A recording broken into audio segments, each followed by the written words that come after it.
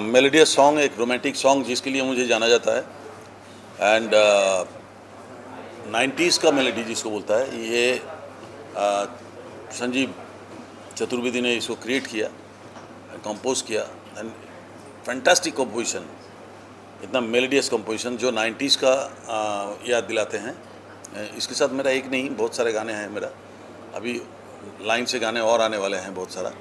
लेकिन क्या है कि इस गाने में जो मेलोडी था और मेलोडी की वजह से ये लोगों को इतना पसंद आया और जल्दी तो ये मैं चाहता हूँ कि 90s के फ्लेवर जो है वो ज़्यादातर करके आए और लोगों के अंदर और फिर जाए। सर मैं आपसे जानूँगा, सर ने इतनी सारी तारीफ करके आप क्या करते हैं? किसी भी कंपोज़र या राइटर के लिए ना इट्स अ ड्रीम कि आप सानू दा को एक्चुअली रिकॉर्ड करो, and he is a melodic king. तो कोई भी गाने जब बनाते हैं और सानू दा की आवाज़ आती है तो हम लोग के लिए तो ऐसा लगता है कि हमने एक सपना जिया है। तो to us it's blessings Jagdambe की कि सानू दा ने गाना गाया, एंड गाना ये एक दिन में 1 मिलियन के करीब क्रॉस हो रहा है अभी गाना। क्या बात है मैम, जैसे कि सर ने कहा कि सपने की जैसा लगता है, आप क्या बनना चाहेंगे एज एन एक्टर? आप इसके क्या अपना करना चाहेंगे? ये मेरे लिए सर के गाने पे परफॉर्म करना, एक्ट करना, ये मेरे लिए मतलब मेरे लिए ऑनर है। और I didn't know that I could start with this as my career. It's my honour to be a part of this song, and I am a 90s kid and I am a huge fan of sir. जैसे कि sir आपने अपने बात में mention किया कि 90s की vibe मुझे इस गाने के अंदर नजर आती है। आपको क्या लगता है अभी के दौर पर जो गाने बन रहे हैं उसमें कहीं ना कहीं एक मेलोडी, वो एक वाइब मिस होती है, आपको नजर आती है? देखिए, I don't know the public का जो चॉइस है ना, ये हमेशा हमने देखा। हमने अभी सक्सेसफुल टूर करके आया, अमेरिका टूर करके आया। हम वहाँ पे हमारे यूट्यूब चैनल का जो गाना था, जो कुमार सानू ऑफिशियल में जो गाना रिलीज़ होता है इनका म्यूज़िक में, उस गाने को मैं स्टेज में गाया, लोगों को बताया गा के कि भाई इस तरह के म्यूज़िक हमारे चैनल में, तो लोगों ने स्टैंडिंग ओवेशन दिया, full hall. Can you believe this?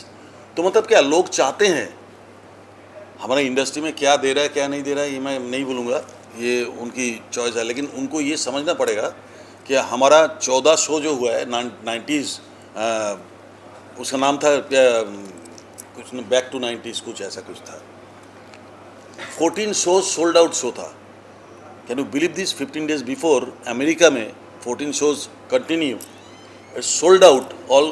अब यूट्यूब में से आपको सोल्ड आउट पोस्टर भी मिल जाएगा सारा। तो इसका मतलब क्या है कि 90s के गाने लोग पसंद करते हैं, हम उसको दे नहीं रहा, ये अलग बात है, ये कुछ और ही चीज़ हो रहा है। तो 90s के म्यूज़िक जो क्रिएट कर सकता है, ऐसे लोगों को आगे आना चाहिए, संजीव जैसे ऐसे लोगों को आगे आना चाहिए जो नादिम सरवन जैसा या तो अनु मलिक जैसा ऐसे ऐसे गाने क्रिएट कर सकते हैं।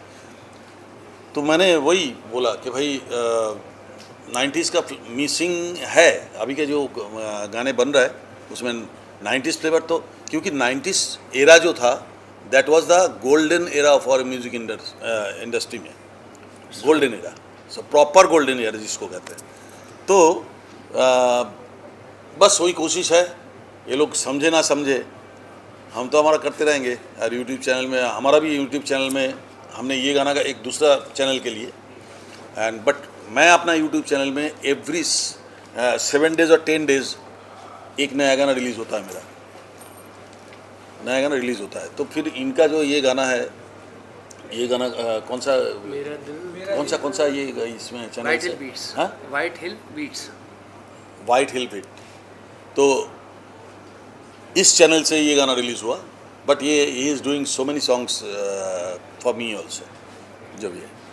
सर मैं आपसे जानना चाहूँ, अभी के अगर दौर की बात करूँ तो ऐसा होता है कि अभी 90s के गाने, कुछ पुराने रेट्रो गाने उठाकर उसे नए तरीके से रीअरेंज करके, रिक्रिएट करके हम सभी के बीच में लेकर आ रहे हैं। तो आपको लगता है इन गानों की जो मेलोडी है उस टाइम की 90s की, उसे वैसे ही बरकरार रखना चाहिए या फिर उसको लाकर अपने तरीके से जो नया क्रिएशन चल रहा है उस पर आप कितना बिलीव रखते हैं? नहीं, नया क्रिएशन करके कोई फ़ायदा नहीं होगा, वो नो हेयर हो जाएगा।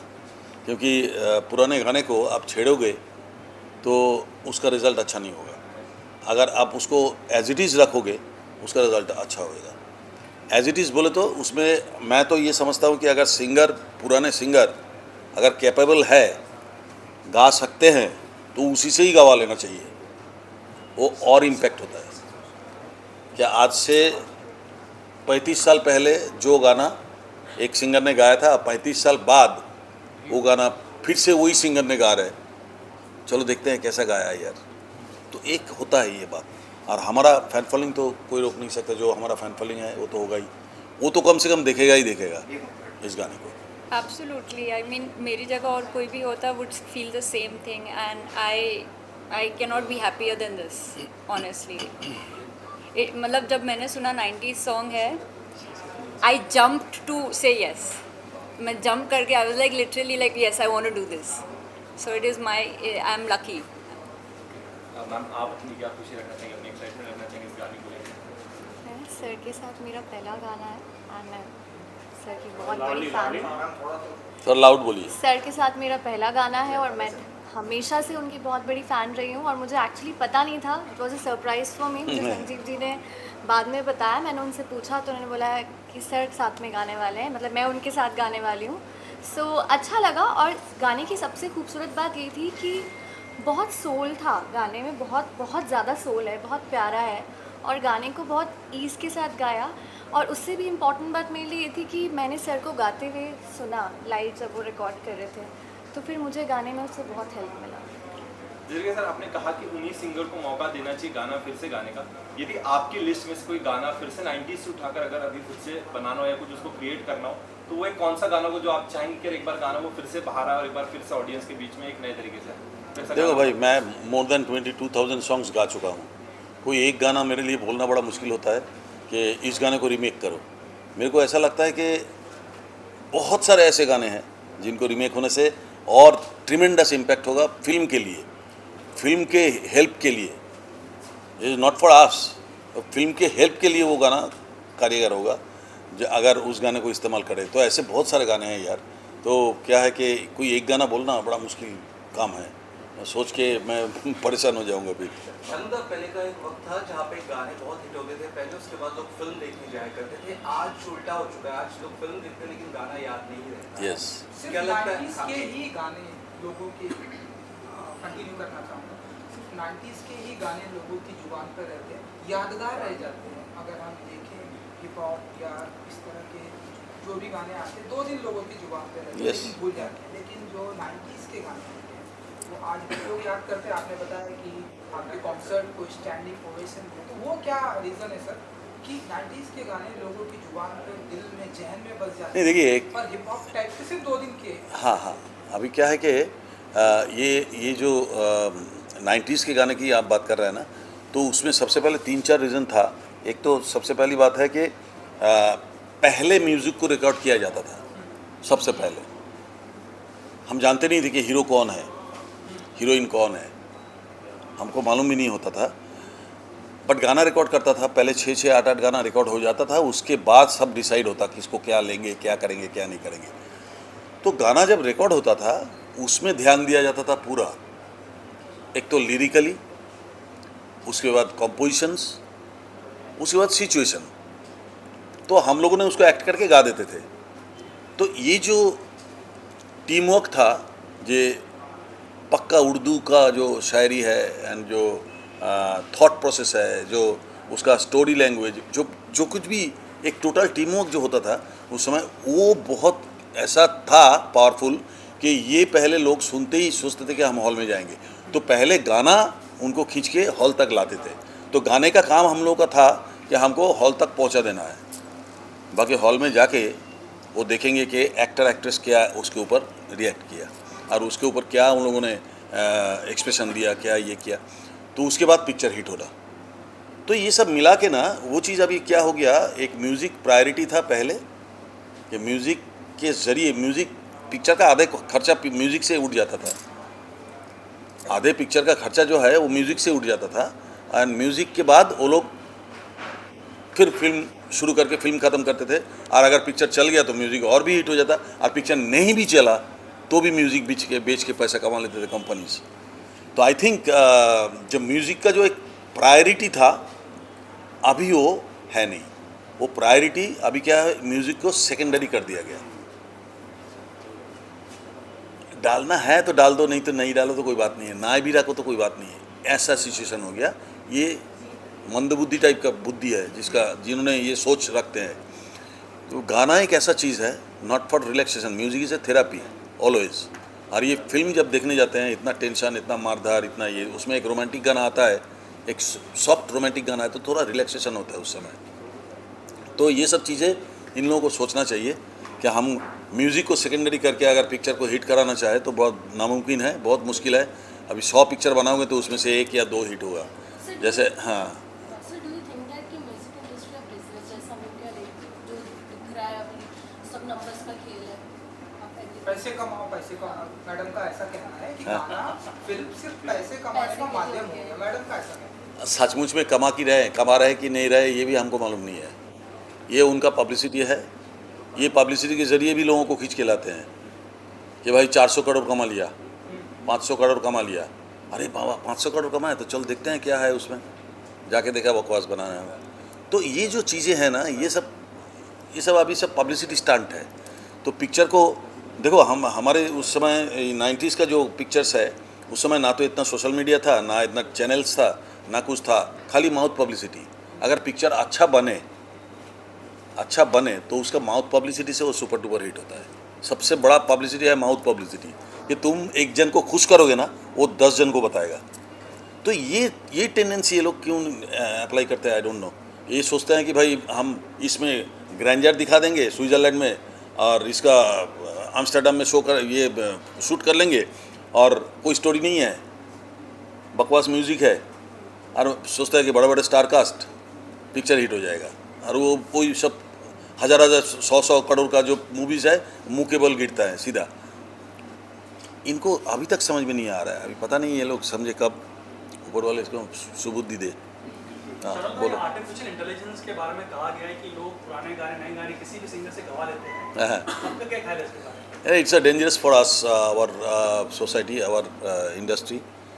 AI है, देखो टेक्नोलॉजी तो हम तो बढ़ते ही जाएंगे, टेक्नोलॉजी कोई रोक नहीं सकता।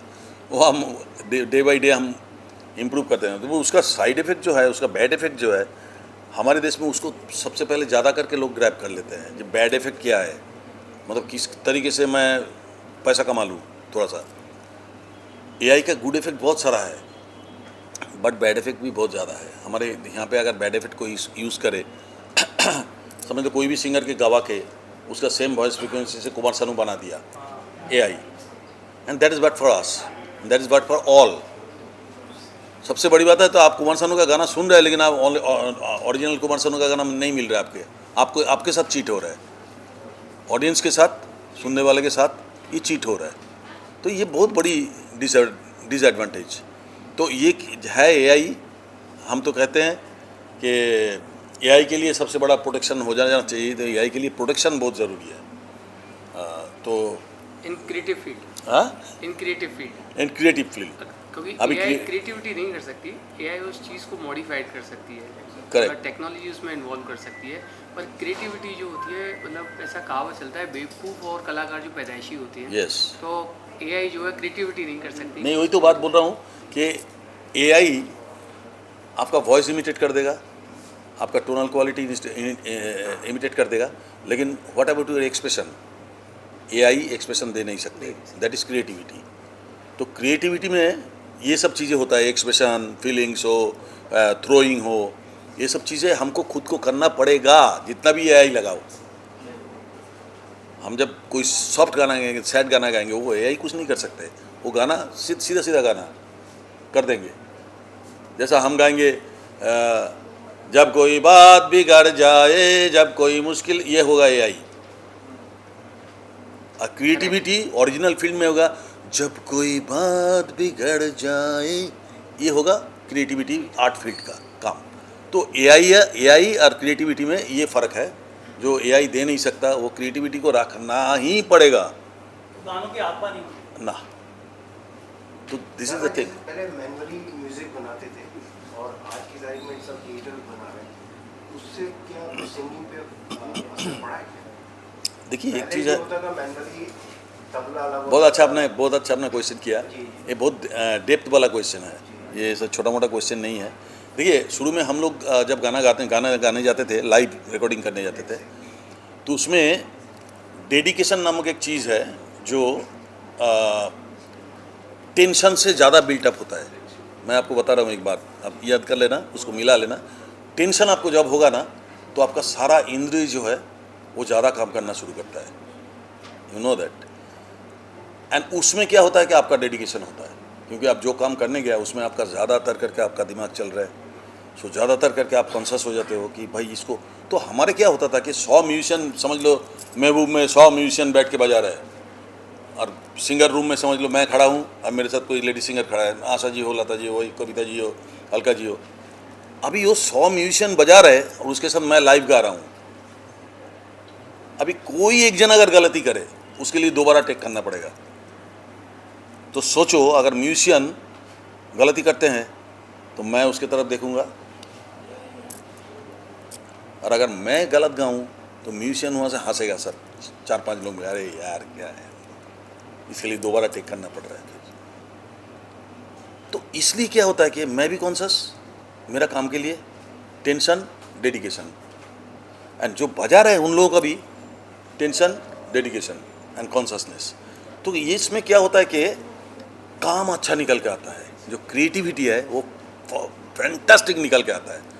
सब अपना बोलता है कि हमारा 100% हमको देना ही है कैसे भी करके, नहीं तो फिर हम पीछे रह जाएंगे, कोई हमारे ऊपर ना हंसे। ये जो होता था ना, तो उस समय ये काम होता था। अब क्या हुआ, अभी हमको पता है कि हम रिकॉर्डिंग में जाएंगे, म्यूजिशियन कब बजा के गया कुछ मालूम नहीं है, ट्रैक आधा बन चुका है, थोड़ा थोड़ा गिटार बजा हुआ है, थोड़ा सा रिदम बजा हुआ है, और हमें सिंगर को मालूम है। देखो डेडिकेशन कहाँ कम हो जाता है, सिंगर को मालूम है कि मैं अगर गलत गाऊँ तो एक वर्ड भी 5 हो सकता है, तो हमारा कोई टेंशन नहीं है, हमारा कोई टेंशन नहीं है। तो जहाँ टेंशन नहीं है वहाँ डेडिकेशन कैसे होगा? This is the logic.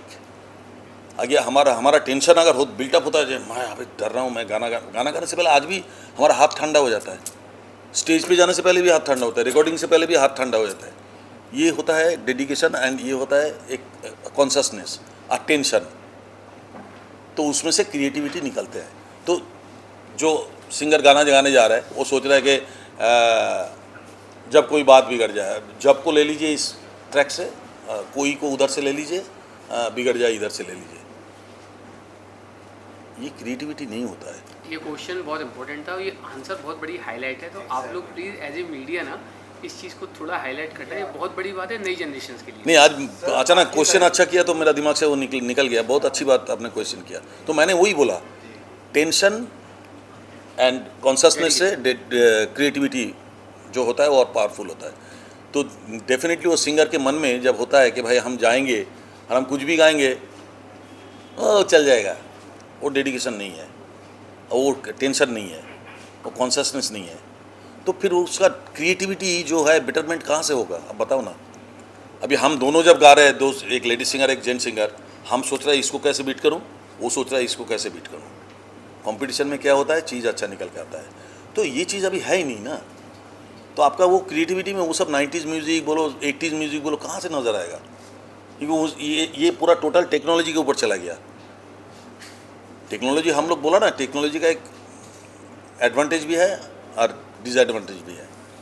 तो ये खामियां बहुत है इसमें।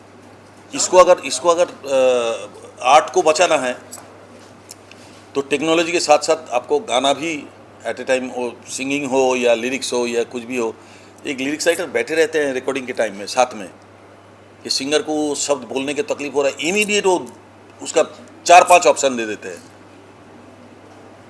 ये डेडिकेशन होता है कि भाई हमारा लिरिक्स अगर सिंगर ठीक से नहीं गा पा रहा है तो ये हमारा ही बदनाम होगा, तो मैं ठीक से नहीं गा पा रहा है, वो जगह पे ठीक नहीं बोल पा रहा है, तो इमीडिएट वो 3-4 ऑप्शन दे देता है वहाँ बैठे बैठे। अरे कुमार जी आप ये जगह पे ये लिख लीजिए, देखिए तो इसको बोल के, तो मैं देखा हाँ उसका मेलोडी के साथ बहुत अच्छा स्मूथली चले जा रहा है। दैट इज़ द क्रिएशन ना, ये तो क्रिएटिविटी है। और क्रिएटिविटी था बोल के ही आज आपके दिमाग में हम बैठे हुए हैं। हम कोई भी गाना अगर गाने जाएंगे तो आप भी मेरे साथ गुनगुनाओगे। मेरा हर शो में मैंने देखा, फर्स्ट 3-4 रोज जहाँ तक नज़र आता है मेरा, हर आदमी एक एक गाने का बोल हमारे साथ गा रहे हैं। तो ये जो दिमाग में डालने की बात है ना, ये सब चीज़ से आता है, ये टेंशन, कॉन्शियसनेस एंड डेडिकेशन, इससे आता है। और इसको ये लोगों ने नज़रअंदाज करके सेकेंडरी कर दिया, मतलब इसकी ज़रूरत नहीं है, तो पिक्चर भी इस साइड हो गया। दादा पहले ना जो शूज होते थे सॉन्ग पिक्चराइज होते थे पहले, उसमें नागराम से 2 राउंड पीछे करो, 3 राउंड पीछे करो, वो चीज़ का जो ये होता आता था, है, ये वो अलग ही होता था यस, कोरियोग्राफर जो हर एक का जो काम है Exactly. उसको उसका काम के ऊपर ऐसा प्रेशर क्रिएट कर देते थे कि अपना काम आप अच्छा नहीं करोगे तो आगे का सारा काम रुक जाएगा। तो you have to do your job correctly, तब जाके तुम करोगे तो फिर आगे वाला ठीक से करेगा, वो आगे वाला करेगा तो उसके बाद आगे वाला ठीक से करेगा। तो सब लिंक्ड और सब डेडिकेटेड था और इसलिए काम अच्छा होता था। और तुम्हारा पेट खुल रहा है बहुत देर से, बोलो। मैं चाहता हूं सर कि अगर आप यहाँ पर हैं तो अगर आपकी आवाज़ हो जाए, अगर आप सुनना, आपको लाइव सुनना चाहते हैं, अगर ये गाने कुछ लाइन अगर आप गा क्यों दें, लाइन सर, अगर आप few lines। हम भी साथ में लगा आशिक पीछे पीछे। इसका एक गाना था मेरे यूट्यूब चैनल में, मैंने गाया था, अभी मैं अमेरिका में भी ये गा के आया था। मेरे जैसा नहीं मिलेगा मेरे बाद ज़माने में, मेरे जैसा नहीं मिलेगा मेरे बाद ज़माने में, उम्र तेरी ढल जाएगी मेरा इश्क भुलाने में। तुमने मुझको दागा दिया है, तुमने मुझको धोखा दिया है, तुम भी धोखा खाओगे, बड़ा पछताओगे, बड़ा पछताओगे, लेके मेरा नाम हजारों अश्क बहाओगे, हाँ हाँ बड़ा पछता। तो ये था गाना, देखो मेलोडी ये बनाया ये संजीव ने, तो ये पूरा 90s मेलोडी एंड वर्डिंग अच्छा है, पावरफुल, सिंपल सा वर्डिंग है लेकिन पावरफुल वर्डिंग है और लोगों को छूने वाले। अब जब मैं गा दिया मेरे जैसा नहीं मिलेगा मेरे बाद ज़माने में, तो सिंपल थिंग है। आप भी अपने वाइफ को कभी बोलते होंगे, है ना, it's a very simple thing. अरे मेरे जैसा नहीं मिलेगा तुमको, चलो मैं जब नहीं रहूँगा ना तुमको पता चलेगा। तो this is the simple thing, ये थॉट को, तो ये सब चीज़ें जो है ना ये चाहिए हमारे जीवन के लिए, हमारे लाइफ के लिए, जो सुकून भरी लाइफ होना चाहिए। उसके लिए आप अच्छे मूवी देखो, अच्छे गाना सुनो, स्टोरी वाला। तो कुछ बोलेगा क्या बेटा? अच्छा सर एक लास्ट सवाल। हाँ बोलो ना। पुरानी फिल्में जो होती हैं, म्यूजिकल फिल्में उनका रीमेक बनती हैं, फॉर एग्जांपल आशिकी, तो they don't take old singers, वो पूरा नया उन लोग करते हैं। तो what do you have to say about that? Because Aashiqui film was more on music based और लोगों को गाना ज़्यादा पसंद था more than the film. What do you say about that? What you want to know कि एक्चुअली? नई आशिकी नई रीमेक बनती है तो उसमें पुराने गानों को कोई लेते नहीं है, सिंगर्स गाने लेते हैं, कुछ लेते ही नहीं है। Anything you want to add to this? देखिए पुराने आशिकी, सबसे पहली बात है जो अभी की जो आशिकी है वो आशिकी चलेगा ही पुराने आशिकी के नाम पे। आपको नाम यूज़ करना पड़ेगा आशिकी या आशिकी 1 2 जो भी है 3 जो भी है, आशिकी आपको लगाना पड़ेगा। ये क्यों है? आशिकी की जगह कुछ और लिख सकते थे ना। आशिकी क्यों यूज़ कर रहा है भाई, इसको सोचो कि हम आशिकी क्यों लगा रहे हैं। अगर मेरे में दम है तो फिर हम आशिकी की जगह मौसीकी लगा देंगे ना, मौसीकी 2। वो आशिकी क्यों यूज़ कर रहा है, इसके पीछे राज क्या है? मतलब उस आशिकी का जो फल है उसको इस आशिकी में मिलना चाहिए, वो सोच के ये बनाया जाता है। तो जो भी है रीमेक करना बहुत बुरी बात नहीं है, बहुत अच्छी बात है। लेकिन क्या है कि पुराने चीज़ को आप भुला नहीं सकते। अब जितना भी नया बने, नए रीमेक होए, जो कुछ भी करे, उस चीज़ को आप भुला नहीं सकते। सो ये कंपैरिजन होता ही नहीं है, कौन आशिकी बेटर है, कौन आशिकी है, सब बकवास बात है। कि एक आशिकी एक हिस्ट्री क्रिएट किया, दूसरा आशिकी एक हिस्ट्री क्रिएट करेंगे, ये होता ही रहेगा। मैं गाऊंगा, मैं एक अपना जगह बनाऊंगा, मेरे बाद और कोई एक सिंगर आएगा जो उसका अपना जगह बनाएगा। इसका मतलब ये नहीं कि वो मेरे माथे पे चढ़ गया, नो। नंबर ऑफ सॉन्ग्स में मैंने बहुत सारे लोगों से ज़्यादा नंबर गाए, बहुत ज़्यादा। तो मैं ये नहीं बोल सकता कि मैं उससे बेटर हूँ, सवाल ही नहीं होता है। वो लीजेंड है, वो जो लोग लीजेंड है, जो लोग अपना जगह बनाए, वो जगह कोई नहीं बना सकता है। भले आप कोई नया जगह बना लो, लेकिन वो जगह नहीं बनेगा। सो ये सब तुलना करना बहुत बेकार है। तो लेजेंड की बात होती है, आपकी पहली मुलाकात किशोर कुमार से कैसे हुई थी? किशोर कुमार साहब, किशोर दा से मेरा कभी मुलाकात हुआ ही नहीं है आज तक। ये मेरा दुर्भाग्य है एंड ये बड़ा सजा है मेरे लिए, क्योंकि मैं उनको फॉलो करके यार टोटली, आप देखो ना किशोर दा की यादें, ये सब गाना किशोर की यादें से लेके टीसीज में मैं 40-45 कैसेट गा दिया था, सारे किशोर दा का गाना गा दिया था, लेकिन किशोर दा से मिला नहीं। बट मेरे को बाद में उनका सेक्रेटरी अब्दुल जो है, अब्दुल उनका सेक्रेटरी हुआ करते थे। बाद में किशोरदा के डेथ के बाद उन्होंने मेरे पास आके ये बताया कि साहब भी बार बार पूछते थे कि ये कौन लड़का है यार मेरे जैसा गाते हैं ये कौन लड़की, इसका मिला एक बार मेरे को बुला उसको, तो हुआ नहीं। मैं तो उसके चरणों में एक बार जाके गिरना चाहता था, मैं कैसे भी करके एक बार चरणों में गिरूँ, लेकिन ऊपर वाले का मर्जी नहीं था। दादा फरमाइश आ रही है, मेरा दिल तेरे होने लगा, ये कुछ गाना गाते हैं तो फ्यू लाइंस अगर नहीं वो तू गा साथ मेरा दिल मुझे, तेरा होने लगा। हाँ इट्स वेरी ब्यूटीफुल मेलेडी कि तेरी आँखों से आँखें मिली जो सनम, मेरी आँखें चमकने लगी है, देखो तेरी सांसों ने सांसों को जब से छुआ, मेरी सांसें महकने लगी हैं, जागी जागी सी आँखों से दिल ये मेरा तेरे सपने सजोने लगा है, मेरा दिल तेरा होने लगा है, मेरा दिल तेरा होने लगा है। Thank you guys, thank you. आप लोग जो बार बार क्वेश्चन करते हो कि देखो ये सोसाइटी का या हमारा खाली हमारा काम नहीं है कि हम म्यूज़िक को, बेटर म्यूज़िक को फिर से लाएं, ये आप लोगों का सबसे बड़ा रोल है इसमें। आप लोग कितना इसको ठीक से पब्लिक तक पहुंचा रहे हो एंड किस तरह से, all depends on you people, media. तो मीडिया को मैं थैंक्स बोलूँगा और मीडिया को हाथ जोड़ करके बोलूँगा कि सही न्यूज़ आप जो बता रहे हैं हम लोग उसको आप दिखाइए, लोगों तक पहुंचाइए, ये मेरा रिक्वेस्ट है। एंड बाकी ये सोच लेना कि इसके पीछे आप लोगों का भी बहुत बड़ा हाथ है। अभी वो हाथ कौन सा है मैं नहीं बताऊंगा, आप समझ जाओ।